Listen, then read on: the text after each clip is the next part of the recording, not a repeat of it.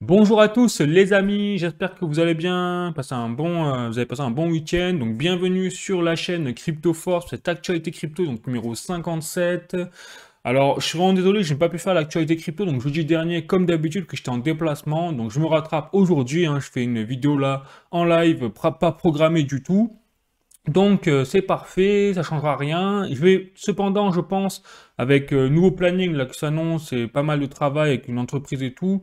Donc je pense que je vais faire les vidéos d'actualité crypto plutôt le samedi ou le dimanche, enfin le week-end. Donc là je prends sur mon temps libre pour les faire parce que je n'ai plus du tout de créneaux disponibles en semaine. Ça va être très compliqué. Voilà, donc je vous l'annonce, comme ça, fera s'attendre aux vidéos plutôt le week-end désormais pour l'actualité crypto. Sinon, eh bien écoutez, aujourd'hui on va parler comme d'habitude, on va rien changer au format. Je vais parler des projets crypto en premier lieu comme LeVeChain, XRP, Ripple, mais également Ultra, UOS et également le VV Digital Collectibles et la crypto-monnaie OMI. En fin de vidéo, on passera aux actualités crypto plus générales, mais également économiques. Et là, il y a pas mal de choses à dire et des bonnes nouvelles, parce que vous l'avez vu, c'est pas un spoiler, le ETF Bitcoin Spot a été validé aux États-Unis par la SEC. Donc très intéressant. Et sinon, passera également aux actualités économiques, où là aussi il y a des choses à dire sur la corruption notamment, et même la santé financière des entreprises en 2024 déjà que s'annonce en France assez morose. Bon, sinon, écoutez les amis, je vous annonce également que j'ai créé un serveur Discord là cette semaine, parce que vous avez vu, enfin, vous l'avez déjà constaté, il y a beaucoup de commentaires qui disparaissent moi, sur ma chaîne, je ne sais pas comment ni pourquoi, ce n'est pas moi qui les supprime.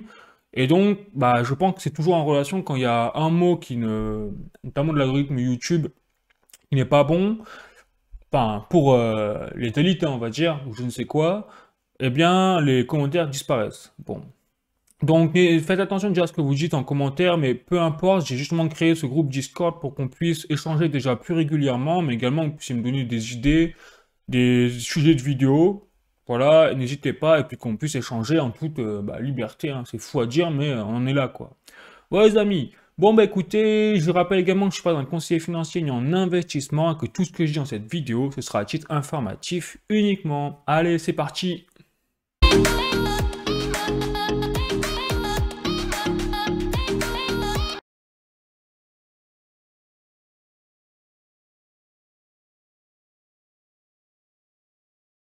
Je vais commencer comme d'habitude les amis par la fondation VeChain et notamment vous avez un tweet qui a été relayé par la fondation VeChain officiellement. C'est un tweet de Splendid.vet qui fait référence à une intervention, à une vidéo du PDG.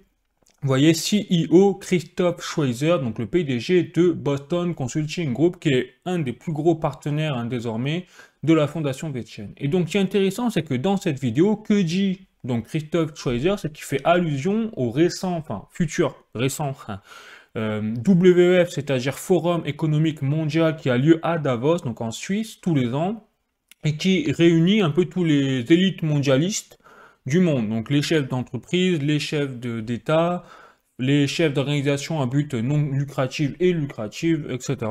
Et donc dans ce cadre-là, lui, il déclare que cette année, ce rendez-vous Forum de Davos, eh bien, aura trois sujets majeurs, et un de ces sujets majeurs qui est vraiment retiré l'attention, par exemple, de SplendidVet et également de la Fondation VeChain, c'est tout ce qui est l'aspect de sustainability, c'est-à-dire la traçabilité.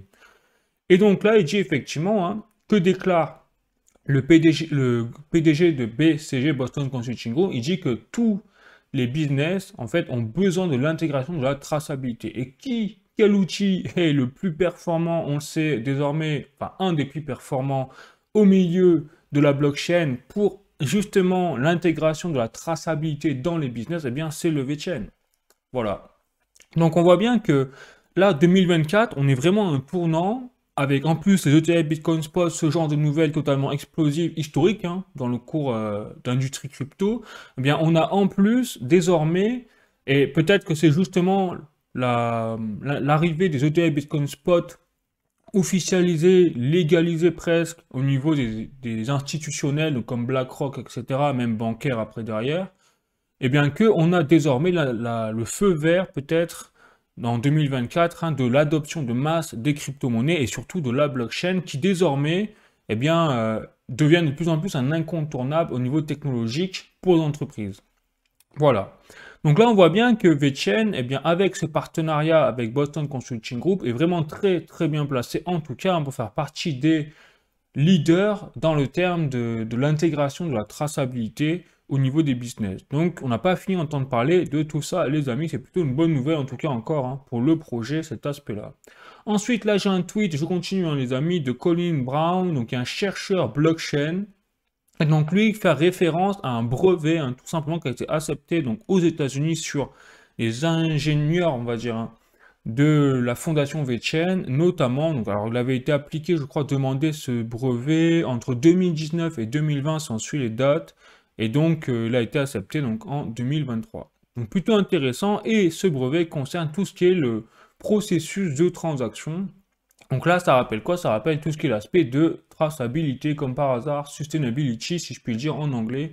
Donc là, on voit que vraiment les planètes s'alignent très fortement, hein, puisque là, pour le VeChain, tout correspond en 2024 peut-être, on va avoir un aspect très fort de l'adoption de masse. Troisième nouvelle intéressante, elle soit plus technique les amis, donc c'est pour cela que je m'adresse plutôt aux personnes qui ont des clés Ledger ou même des wallets, donc je rappelle que c'est des clés ou qui permettent de toquer ces crypto-monnaies hors des plateformes exchange avec une sécurité quand même bien plus renforcée que la normale.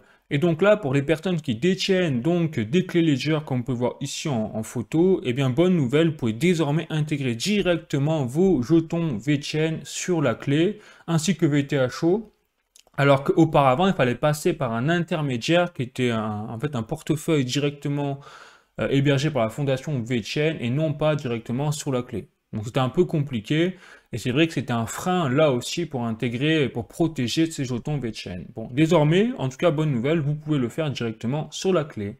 Bon, je continue, dernière information, les amis, pour la fondation VeChain. Alors, c'est pas vraiment un spoiler, c'est juste un petit rappel très intéressant, parce que vous allez voir, j'ai aussi en 2023, on s'en est pas trop rendu compte forcément, mais il y a également eu une révolution en cours, en marche, dans tout l'aspect du système de no-code. Et donc là, c'est vrai que VeChain, je vous le dis très souvent dans les vidéos, sur les actualités du VeChain, qu'il y a tout l'aspect du VORG, donc c'est l'application qu'ils appellent comme ça la fondation VeChain, pour tout ce qui est le no-code.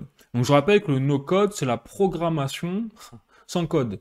Donc vous savez que des développeurs, aujourd'hui, pour créer des applications numériques, eh bien, c'est toujours derrière un langage spécifique, très compliqué peut-être. Enfin, en tout cas, moi, je vous dis très compliqué parce que c'est vrai que pour ceux qui ne connaissent pas, bah, c'est pas évident de comprendre ce langage, même de le mettre en place. Et donc, avec ceci, eh bien, avec le VORJ et le no-code, vous avez vraiment une révolution en cours dans la création d'applications, la révolution de tout ce système-là, etc. Et donc, là aussi, je vous montre un petit article justement de Digital Mag, le no-code, une révolution mondiale qui renverse les codes en France. Donc là, c'est totalement en train de changer au niveau des mœurs, au niveau du codage, de programmation informatique et tout. Et c'est vrai que là aussi, très intéressant de voir que le VeChain est là aussi un des premiers leaders dans le no-code, dans le secteur spécifique de la blockchain, que je n'ai jamais entendu, à part si... n'hésitez pas à me dire en commentaire d'ailleurs, ou sur le Discord plutôt, non, vous allez vous faire bannir.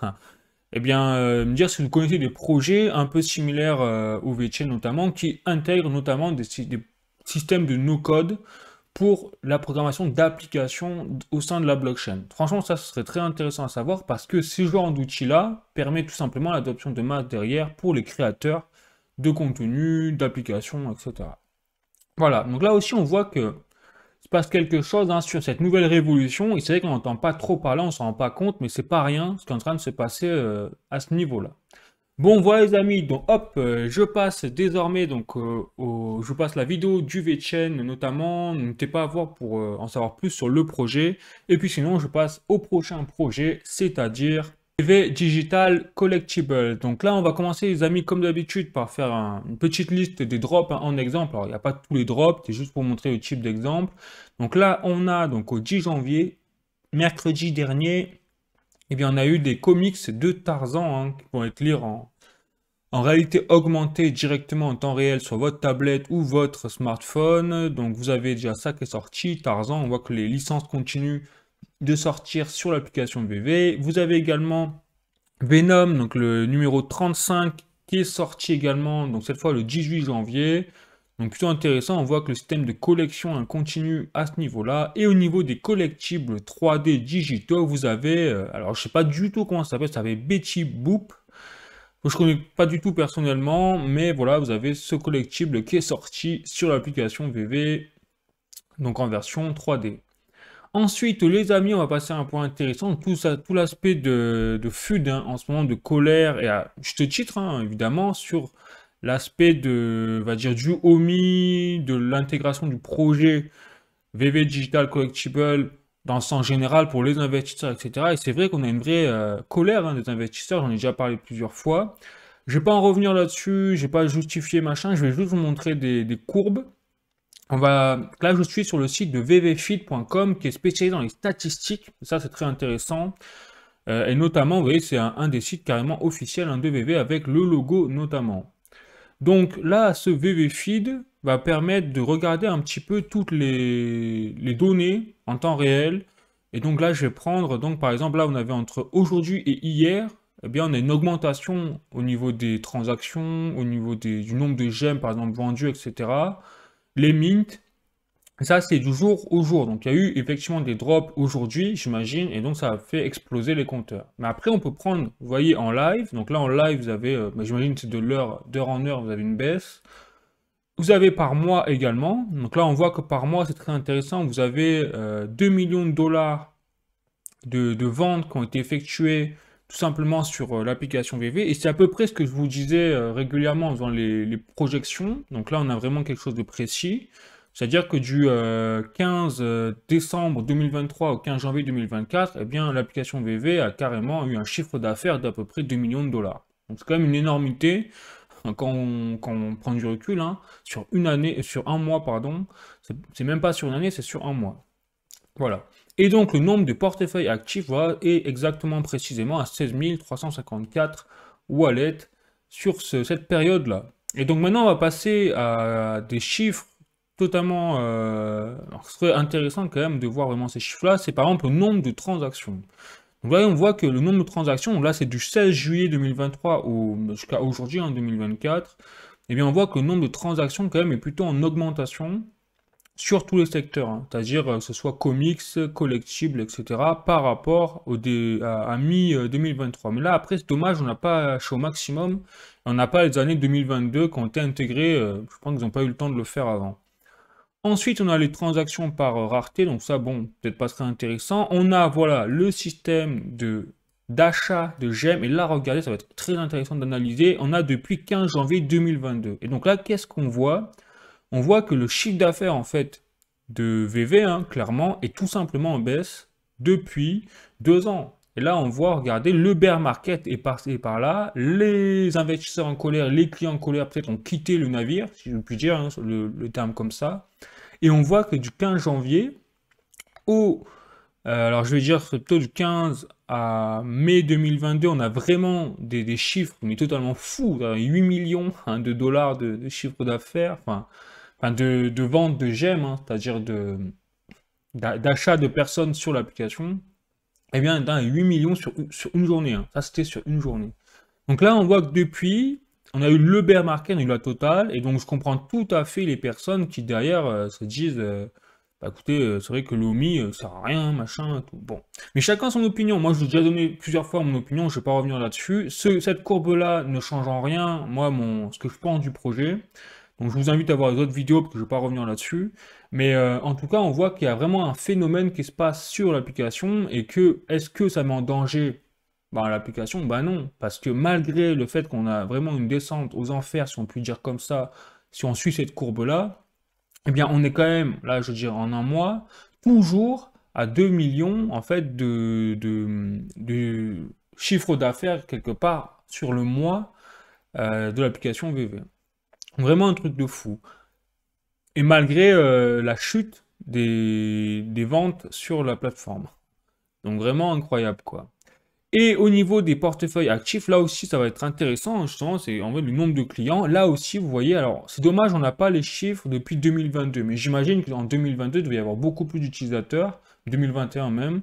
Et donc là, on a également, on voit une baisse, alors plus légère hein, par rapport au graphique qu'on avait avant, mais on voit quand même qu'il y a une baisse, parce que là, vous voyez, au 16 juillet 2023, il y avait 10 000 utilisateurs, 17 juillet peut-être plutôt, là, on avait les 12 000 utilisateurs actifs. Donc quand ils disent utilisateurs actifs, c'est les acheteurs, les vendeurs, mais également les créateurs de contenu, peut-être sur les réseaux ou je ne sais quoi. Et là, on voit, c'est vrai qu'on a moins, là, en 14 janvier 2024, on a beaucoup moins hein, de portefeuille actifs, si je puis dire, puisque là, on a 3000 personnes actives, mais bon, on avait quand même encore 6 000 7 000 au 18 décembre. Donc c'est quand même assez pas variable, hein, évidemment, mais on voit quand même une tendance, c'est qu'il y a moins de personnel, enfin, de personnes actives sur l'application au fur et à mesure du temps.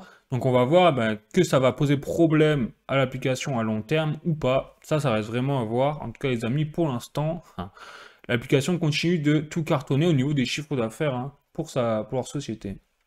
Ensuite, là, il y a les chiffres des airdrops burn. Bon, on s'en fout. Excusez-moi l'expression, mais voilà. Le market cap. Alors, le market cap, c'est vrai que ça peut être intéressant de regarder. Ben là, on a toujours aussi la même tendance au niveau du market cap. C'est qu'on a également une petite baisse. Hein. Voilà, c'est plutôt léger, je dirais. Quoique, non, attends, c'était 200 millions. 270 millions. Ouais, si, on a quand même une grosse baisse là aussi au niveau de la capitalisation boursière, hein, je crois que c'est ça. Donc là aussi, c'est intéressant de voir l'évolution. Ça correspond tout à fait à la baisse du nombre d'utilisateurs et à la baisse du chiffre d'affaires, hein, tout simplement, de l'application VV. Ensuite, là aussi, ça va être intéressant. On va voir le nombre de holders uniques. Ça veut dire que ce n'est pas forcément des personnes actives, c'est juste des personnes qui ont un portefeuille et qui après peut-être s'en vont pour acheter un collectible. Et après, ils n'y retournent plus sur l'application, ou du moins pas tous les jours. Et là, vous voyez, on a quand même plutôt une tendance à la hausse. Hein, et on a, regardé, 655 000 utilisateurs qui ont, on imagine, au moins un collectible, un NFT sur l'application VV, mais qui ne sont pas forcément eh bien, des personnes qui sont actives régulièrement sur l'application. Là, c'est intéressant à voir. Hein. C'est quand même un chiffre, c'est plus d'un demi-milliard d'utilisateurs. Ensuite, vous avez les volumes sur le marché secondaire. Hop, là aussi, on voit que ben, c'est quand même des gros volumes. Donc là aussi, c'est intéressant parce qu'il y a un vrai marché d'occasion quelque part sur l'application VV, c'est-à-dire qu'il y a de moins en moins de personnes qui essayent d'acheter peut-être les collectibles sur le marché primaire. C'est un peu compliqué d'avoir les créneaux. Et donc, il y a beaucoup de volume sur les marchés secondaires au fur et à mesure aussi, il y a de plus en plus de NFT qui sont disponibles. Plutôt logique.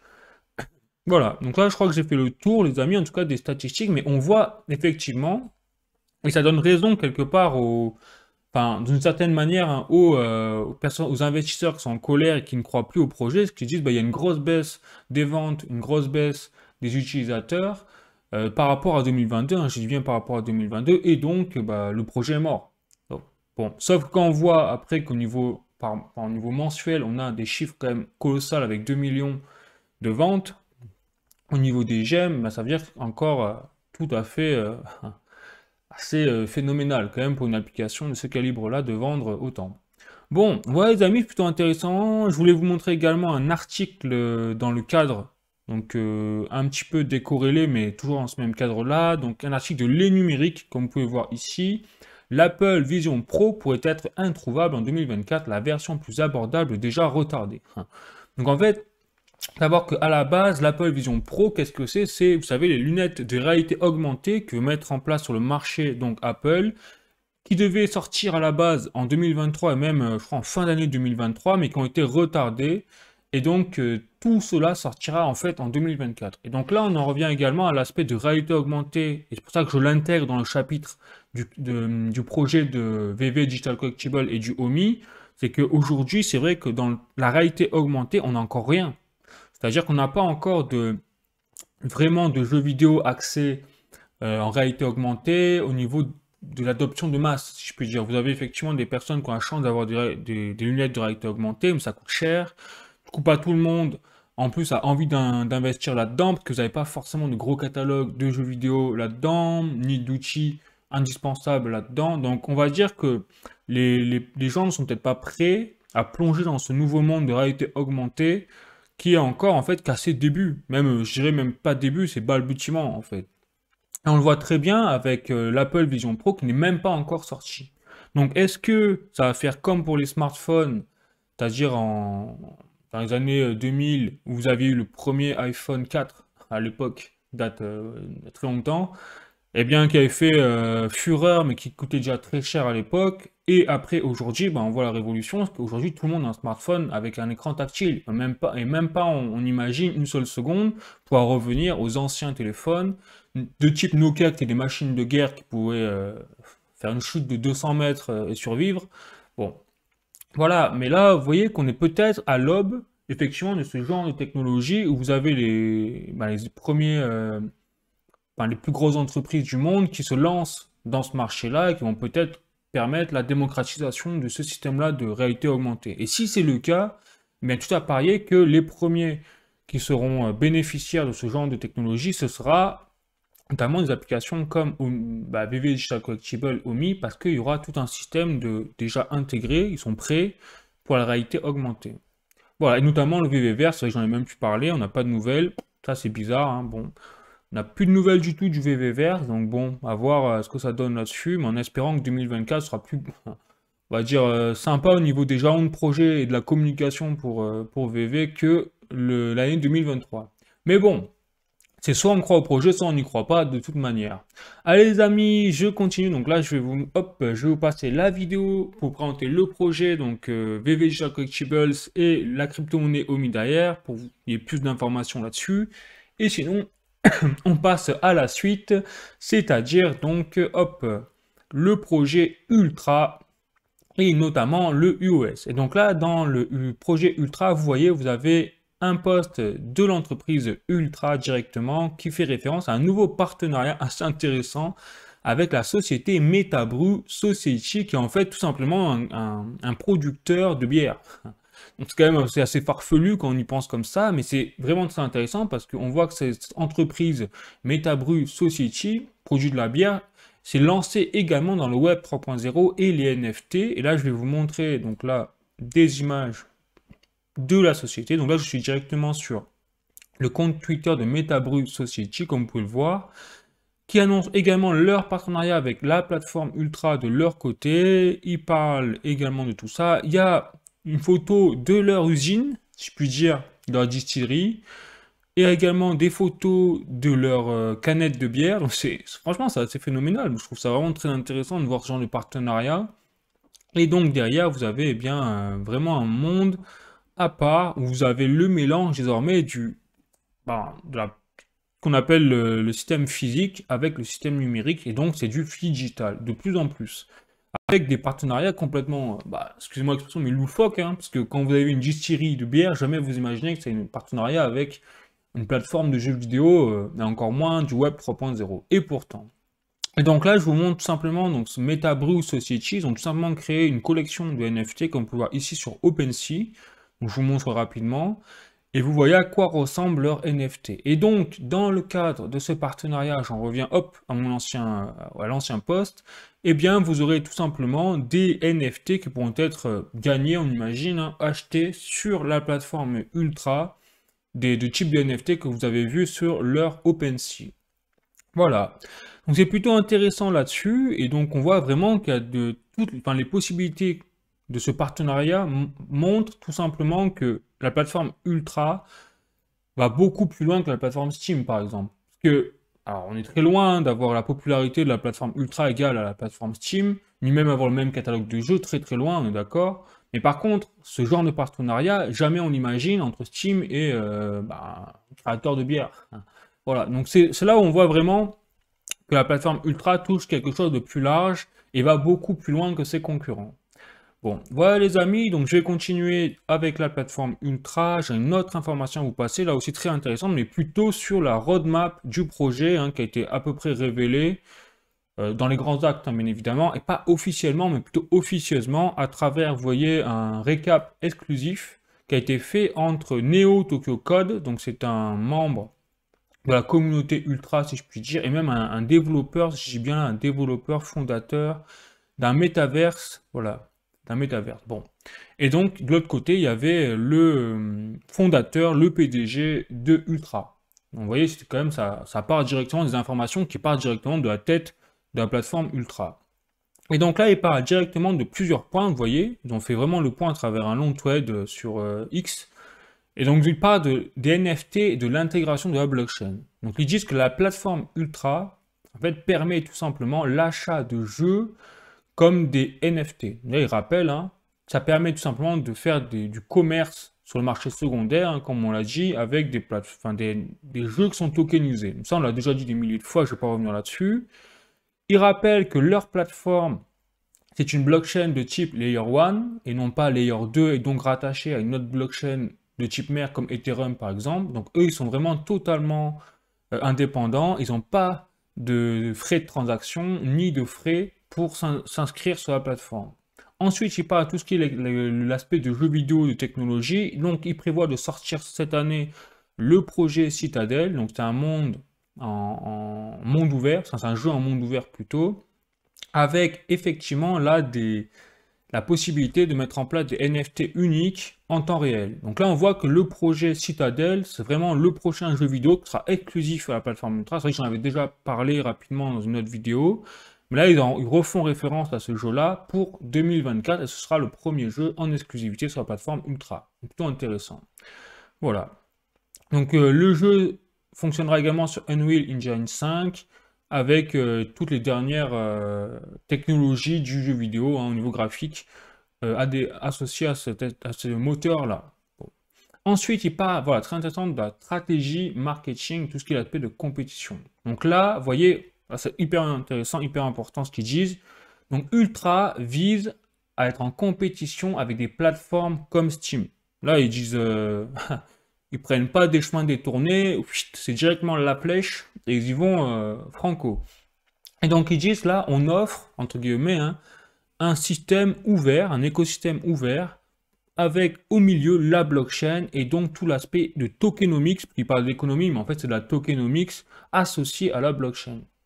Et donc ils disent, en gros, on va se focus, on va se concentrer sur tout l'aspect d'acquisition de contenu, travailler sur les deals, c'est-à-dire par exemple les contenus exclusifs, les jeux vidéo, le catalogue, etc. Donc là, 2024, ça va vraiment être pour la plateforme Ultra, eh bien, un effort de marketing sur justement le catalogue de jeux, je traduis ce qu'ils disent, hein, mais également tout le reste qui gravite autour. Ensuite, ils disent les supports pour les développeurs de jeux vidéo. Donc, ils disent Ultra donc, assis tout simplement en tant que tel, et ça, c'est peut-être pas ce que fait forcément Steam, et c'est là où on voit que Ultra va beaucoup plus loin, c'est qu'eux, ils vont carrément, eh bien, aider les développeurs à intégrer leurs jeux vidéo sur la plateforme Ultra, mais même presque, on va dire, c'est une coopération. Et donc là, il parle même de leur partenariat avec AMD. Comme vous savez, vous avez plusieurs créateurs de cartes graphiques, vous avez notamment Nvidia, GeForce, vous avez AMD, etc. Et eux, ils parlent notamment de AMD qui n'est peut-être pas forcément toujours pris en charge ou avec le plus d'efficacité possible, contrairement à Nvidia notamment, qui est beaucoup, beaucoup plus connu, hein, on le sait. Ensuite, voilà, ils disent la plateforme offre des packs de lancement pour les développeurs en incluant une assistance marketing et un accès technologique. Donc là, on voit vraiment un service après-vente pour les développeurs et les éditeurs de jeux vidéo sur la plateforme Ultra. Ensuite, des contenus exclusifs et un engagement des utilisateurs.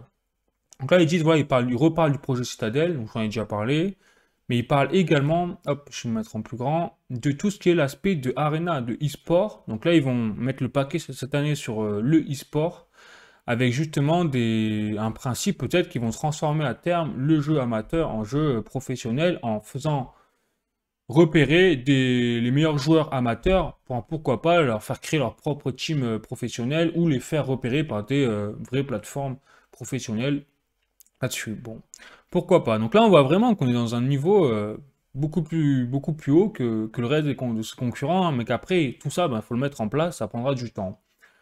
Ensuite, ils parlent de tout l'aspect technique, et là, ils disent que Ultra, très intéressant, là, c'est pour 2024 aussi, on imagine, hein, et au-delà, qu'ils visent une expansion en Europe, Amérique du Nord, et également tout ce qui est l'aspect des marchés asiatiques, et cela malgré la régulation incertaine en Chine, qui, elle, interdit tout à fait les crypto-monnaies, on le sait déjà, le Bitcoin et tout, sur son sol.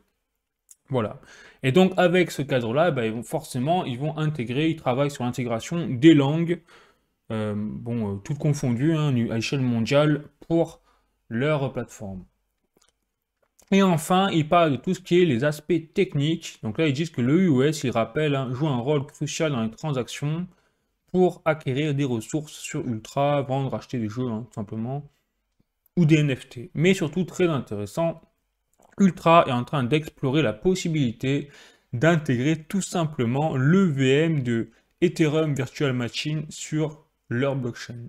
Donc ça serait intéressant, ça veut dire quoi? Ça veut dire qu'ils rendraient quelque part, ça veut dire tout le système de NFT ou même de tokenisation, hein, de Ultra compatible avec le réseau Ethereum et tout ce qui va avec. Donc ça voudrait dire que quelque part, si je traduis, si je me projette, tous les NFT par exemple qui sont achetés, vendus actuellement, hein, sur la plateforme Ultra pourraient être transférés sur des plateformes comme OpenSea. Et oui, parce que si ça devient compatible avec Ethereum derrière, eh bien on pourra avoir quelque chose de cross-plateforme, multi-blockchain. Donc là, c'est vraiment pas mal, hein, leur feuille de route pour 2024. Il y a beaucoup de choses de 2023, mais on voit qu'il y a une nouvelle chose quand même très intéressante de l'aspect macroéconomique, hein, si je peux dire, si on prend du recul sur ce projet. Bon, voilà les amis, ce sera tout pour le Ultra EOS pour aujourd'hui. Je vous invite à voir la vidéo également sur le projet si vous voulez en savoir plus. Et puis sinon, on va passer au dernier projet pour aujourd'hui, ce sera Ripple et XRP. Donc notamment, là j'ai un petit rappel de Ripple du 8 janvier 2024 qui déclare effectivement que les paiements transfrontaliers, hein, parce que je rappelle que Ripple et le XRP, leur essence même, c'est quelque part de remplacer ou du moins de grignoter une grosse partie du réseau SWIFT bancaire ou de le révolutionner, hein, enfin, quel que soit, hein, le bout que vous voulez prendre de cet aspect-là, Ripple est en train de révolutionner le marché des paiements transfrontaliers. Voilà. Et dans ce cadre-là, je vous rappelle en fait, et eux ils le rappellent aussi très bien à travers leurs tweets, que Ripple permet tout simplement, eh bien, de faire des paiements beaucoup plus rapides avec le XRP, de tout simplement d'aider les entreprises à toucher de nouveaux marchés. Alors, parce que si vous avez des zones géographiques, notamment je pense à l'Afrique, bien, qui eux n'ont pas du tout accès quasiment au réseau SWIFT bancaire, ou alors ça va prendre des jours et des jours pour faire une seule transaction bancaire, eh bien, les entreprises qui sont situées en Afrique n'ont pas accès au même marché forcément que des entreprises situées en Europe où les transactions se font avec le réseau SWIFT en quelques minutes. Bon, logique. Donc là, avec le XRP, tout le monde a la même enseigne et donc ça aiderait ce genre d'entreprise-là éloignées à accéder à de nouveaux marchés. Ensuite, vous avez la traçabilité, on en revient un peu au tracking encore, hein, traçabilité en temps réel au niveau des transactions pour éviter peut-être les erreurs, etc. Et bien sûr, une fonctionnalité qui fonctionne en temps réel 24 heures sur 24, 7 jours sur 7, 365 jours par an. Bon, voilà les amis, donc là c'est un peu ce que rappelle Ripple, hein, c'est tout simplement là en quelques lignes le rappel de la puissance du projet avec le XRP, etc. qui vise à remplacer le réseau SWIFT bancaire. Donc ça c'est plutôt le rappel du début d'année les amis pour ce projet-là, mais là où je vais en venir, maintenant ça va être dans des sujets plus chauds d'actualité là. Et je vais vous montrer, hop, un petit article de journalducoin.com. Peine les ETF Bitcoin au comptant accepté, la SEC réattaque Ripple et son XRP. Donc effectivement, on a la très bonne nouvelle, hein, c'est que vous avez les ETF Bitcoin Spot qui ont été acceptés le 11 janvier par la SEC.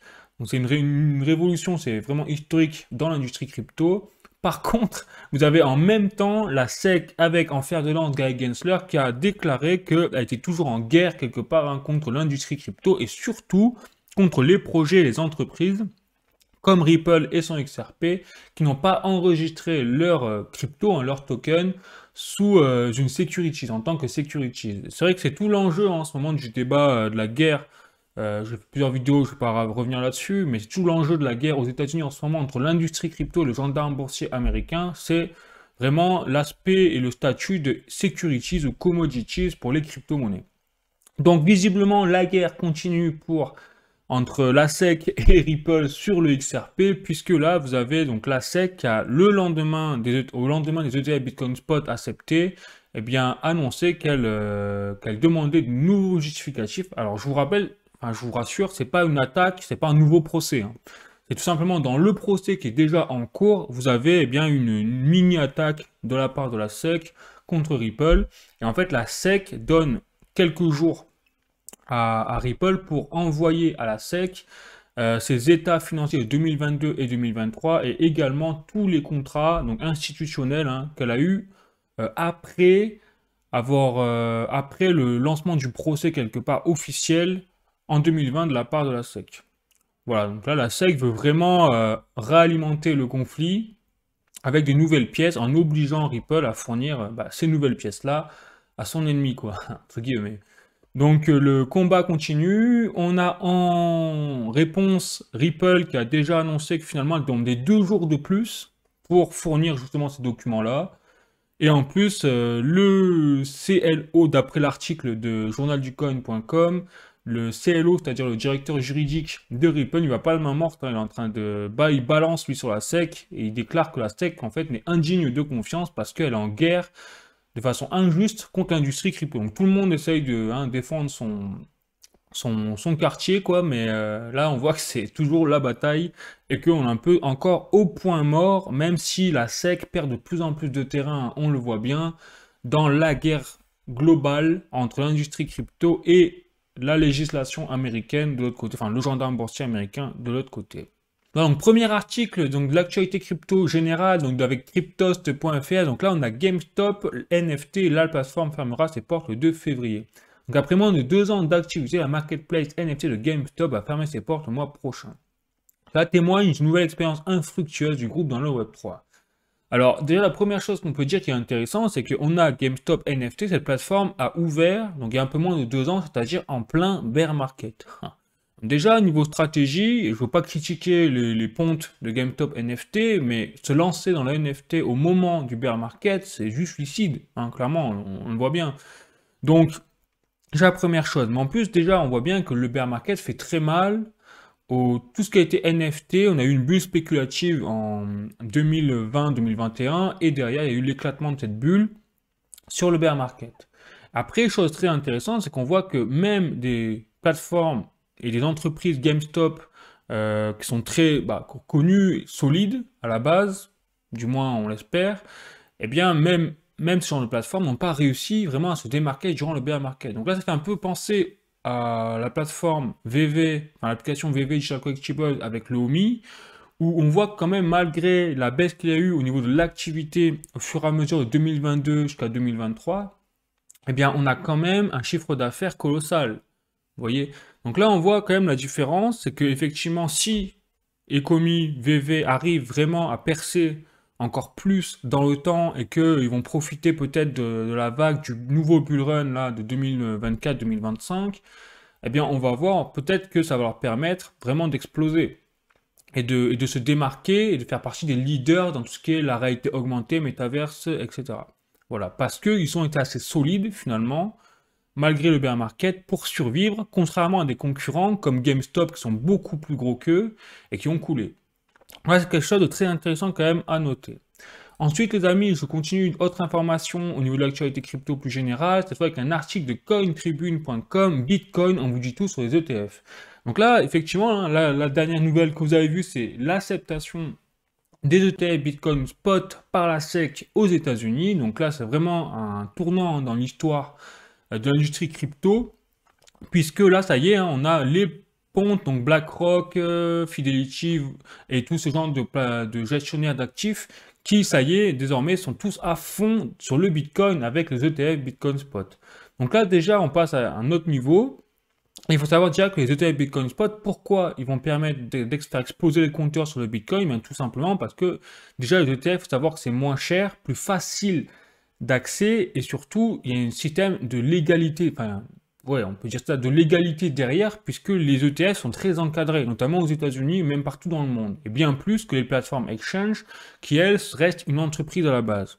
Les ETF, comme ils sont derrière, bien renforcés et mis en œuvre par des plateformes comme BlackRock, qui gèrent des milliards et des milliards de dollars d'actifs, bon, ben, c'est effectivement beaucoup plus rassurant pour des personnes qui ne connaissent pas trop le milieu, le secteur de l'industrie crypto et qui voudraient en fait, quelque part, avoir la patte blanche affichée par les institutionnels de la finance traditionnelle. Et ben là, c'est désormais le cas avec ces ETF Bitcoin Spot. Et d'ailleurs, vous avez la première journée, c'est-à-dire juste après le lancement des ETF Bitcoin Spot, vous avez 4,6 milliards de dollars qui ont été injectés dans les ETF. Une énormité déjà, et ce n'est que le début, bien évidemment. Bon, et donc maintenant, avec cet article de cointribune.com, sur le Bitcoin, on vous dit tout sur les ETF, et là, je trouvais très intéressant parce qu'on a une explication sur notamment deux systèmes d'ETF. Vous avez les ETF avec une méthodologie qu'on appelle cash ou in-kind. Donc, la méthodologie, par exemple, in-kind, pour commencer par elle, c'est un ETF où quand vous avez un investisseur qui achète ce genre d'ETF, eh bien, quand il veut vendre ses ETF, on le rembourse en Bitcoin. Donc, ça veut dire que là, c'est bien du in-kind, ça veut dire que cet utilisateur, cet investisseur touche réellement le produit pour lequel il a investi. Donc, c'est plutôt une très bonne chose quand vous avez des investisseurs qui parient, qui achètent des ETF pour d'ailleurs avoir une sorte de valeur refuge en plus de l'aspect spéculatif vers le haut, si je puis dire ça comme ça. Et après, vous avez le deuxième modèle, par contre, c'est le modèle cash. Et là, ce modèle cash, eh bien, c'est le modèle qui a été privilégié notamment par la SEC aux États-Unis pour les ETF Bitcoin Spot. C'est-à-dire que non, au contraire, quand vous avez un ETF que vous achetez en tant qu'investisseur des ETF Bitcoin Spot, eh bien, derrière, quand vous les revendez directement. C'est-à-dire que vous faites défoncer par les impôts parce qu'en fait, vous touchez du cash, vous ne touchez pas du Bitcoin. Donc déjà, vous êtes soumis à la plus-value indirectement au niveau des impôts. Bon les amis, donc là c'est assez intéressant de voir que déjà, il y a un certain modèle du Bitcoin, c'est ce que je vous dis depuis le début, c'est que ce qui est dommage avec les ETF Bitcoin Spot, alors c'est très bien effectivement pour l'aspect spéculatif, parce que quand les investisseurs se jettent sur les ETF Bitcoin Spot, et bien derrière, comme il y a des liquidités bien sûr qui sont backup par ceux qui proposent les ETF, heureusement, eh bien il y a quand même un gonflement de la capitalisation boursière globale du Bitcoin, forcément. Par contre, ces investisseurs-là, vu le modèle cash qui est choisi par la SEC, eh bien quand ils voudront vendre leurs ETF Bitcoin Spot, ils ne toucheront jamais du Bitcoin. Ils ne pourront jamais d'ailleurs mettre ces Bitcoins-là sur un portefeuille Ledger notamment, hors du système, etc. C'est-à-dire que si demain vous avez le système qui coule, ben, eux, ils n'auront jamais la possibilité, à travers ces ETF Bitcoin, de retirer leurs Bitcoins sans les vendre, notamment. Ils seront obligés, pour sortir ces ETF Bitcoin Spot, de vendre et de toucher du cash. Donc du dollar, si c'est les Américains, ou de l'euro si c'est en Europe, etc.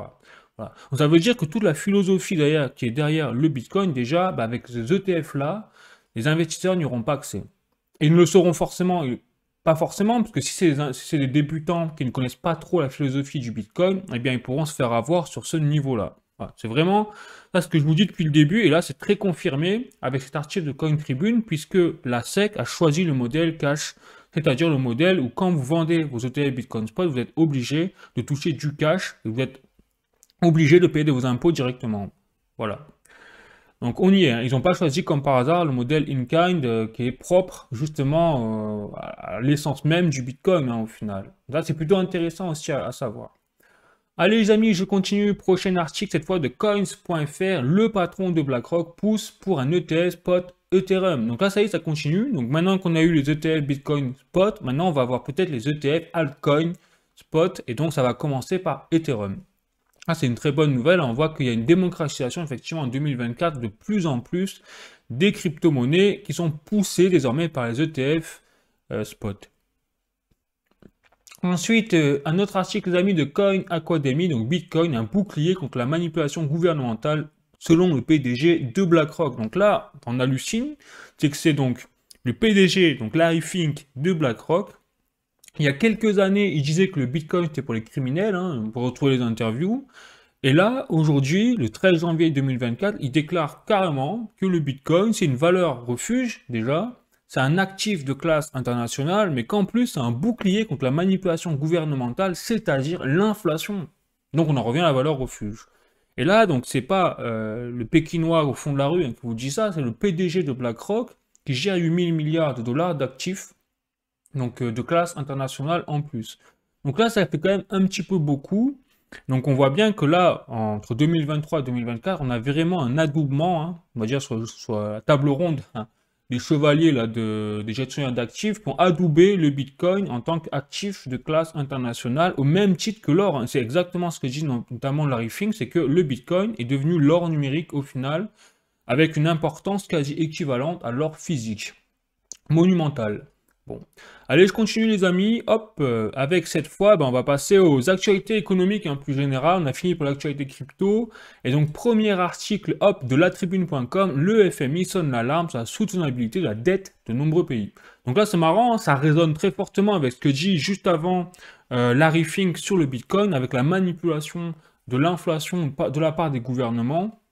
Et bien là, vous avez le FMI qui, de l'autre côté, dit « Oh, le mec, attention, carton rouge, vous êtes très endetté, les mecs, attention à ce que vous faites. » Et donc là, ça, tout simplement dans le cadre, là, cette année, on sait, vous avez 80 pays qui ont fait des élections, c'est en pleine élection cette année, en 2024. Donc là, on voit vraiment qu'on va faire face, comme on le sait, hein, à des campagnes électorales qui vont être très, très coûteuses. Et donc, vous avez les gouvernements en place qui vont essayer de favoriser souvent les pays dans lesquels on est qui sont plus ou moins démocratiques, hein, même en Europe, c'est pour dire que ça. Je vais pas aller plus loin parce que sinon ça va provoquer la censure. Mais vous avez compris à peu près ce que je veux dire. C'est que même en Europe, on est concerné par ce genre de possibilités. Bon. Donc le FMI sonne l'alarme et effectivement font allusion à la France et c'est vrai que la France elle est plutôt stable pour le moment au niveau de la dette. Par contre, en 2024, il faut s'inquiéter parce que le poids de la dette, à cause de la hausse des taux directeurs, va exploser. Et on parle notamment d'une augmentation d'entre 40 et 50 milliards d'euros hein, sur le poids de la dette d'une année sur l'autre. Totalement énorme à ce niveau-là. Donc, elle met en garde, le FMI met en garde sur le risque d'envolée du service de la dette et d'augmentation de l'inflation en cas de hausse des dépenses budgétaires. Donc là, c'est quand même pas rien, parce que le FMI, ce que le Fonds monétaire international, fait tout simplement, à travers cette phrase, un lien entre les dépenses budgétaires et donc la dette d'un côté, mais également l'augmentation de l'inflation. Ça, c'est la première fois, hein, franchement, que je le vois, de la part d'un organisme occidental, officiel, et en lien avec le business, l'économie, etc. C'est que c'est la première fois que je vois vraiment un lien entre l'inflation et les dépenses budgétaires des États. Voilà, c'est vraiment ça, c'est également une énormité. Et au final, ça résonne fortement avec ce que je vous dis depuis un an, c'est que c'est les dettes, c'est la crise majeure qui peut nous conduire à la catastrophe, et que c'est pas l'inflation, et qu'en fait l'inflation c'est plus une conséquence du n'importe quoi, en fait, au niveau de la gestion calamiteuse de nos États, tout simplement. Bon, voilà les amis, donc là ça promet quand même pour 2024, hein, c'est chaud. Et donc, il faut continuer à accrocher sa ceinture et à se préparer au pire. Ensuite, j'ai un article de Forbes, les amis, donc défaillance, investissement, quelles seront les conséquences de la hausse des taux pour les entreprises en 2024. Et donc là aussi, donc Forbes n'y va pas de main morte, eh bien c'est plutôt une augmentation des défaillances à cause de ces taux, qui sont beaucoup trop hauts, et donc les entreprises ont de plus en plus de mal à prendre des crédits, puisque les crédits sont de plus en plus chers. Tout simplement. Et en plus, la Banque Centrale Européenne a récemment déclaré qu'elle n'était pas trop prête à baisser les taux, à commencer à baisser les taux, parce que l'inflation n'était pas encore totalement maîtrisée, et même pas du tout maîtrisée, puisqu'on a vu qu'il y a eu un rebond de l'inflation en décembre 2023. Bon les amis, donc ça donne le ton, hein, clairement, sur l'état financier et économique de nos pays en Europe. Et pour couronner le tout, on va dire, on va finir en beauté, les échos, hein, au niveau de l'article. Amélie Ouédéa Castera demande la fin des attaques personnelles, bien évidemment. Hein. La nouvelle ministre de l'Éducation nationale, aussi en charge des sports, a profité d'un déplacement sur le village olympique de Saint-Denis pour répondre aux critiques, après qu'elle a justifié l'inscription de ses enfants dans une école privée en raison d'un paquet d'heures pas sérieusement remplacé. Donc effectivement, comme d'habitude, hein, ils nous disent qu'il faut faire, mais si eux, ils doivent le faire, ça, c'est la fin des haricots. Donc faites ce que je dis, pas ce que je fais. Hein. Comme d'habitude, c'est vraiment, je dirais, la philosophie de nos gouvernants. On le voit bien encore une fois avec cet exemple criant de Amélie Oudéa Castera. Voilà les amis, donc écoutez, tout va bien. Pour un meilleur des mondes en 2024, il faut s'accrocher, hein, mais après on va rester positif, puisqu'il y a des solutions, hein, bien évidemment, on les a vues, avec notamment l'or et tout, l'or, l'argent physique. Enfin, j'en ai déjà parlé plusieurs fois, donc je ne vais pas revenir là-dessus. Et vous savez tout. Allez, sinon, bah, écoutez, c'est la fin de cette actualité crypto numéro 57. J'espère que bah, cette émission vous a plu. N'hésitez pas à mettre un like, des commentaires, enfin... Alors des commentaires, bah, si vous pouvez, mais s'ils se font bannir, bah écoutez, c'est pas de mon ressort. Donc n'hésitez pas plutôt à vous mettre sur mon Discord, que je vous mettrai en lien en description de la vidéo, pour comme ça qu'on puisse échanger de façon plus régulière. Et même si vous avez des idées comme ça, en plus, vous voulez que je fasse des sujets précis, n'hésitez pas, moi, vraiment, ça me fera très plaisir. Allez, la bise, prenez soin de vous, à bientôt, ciao.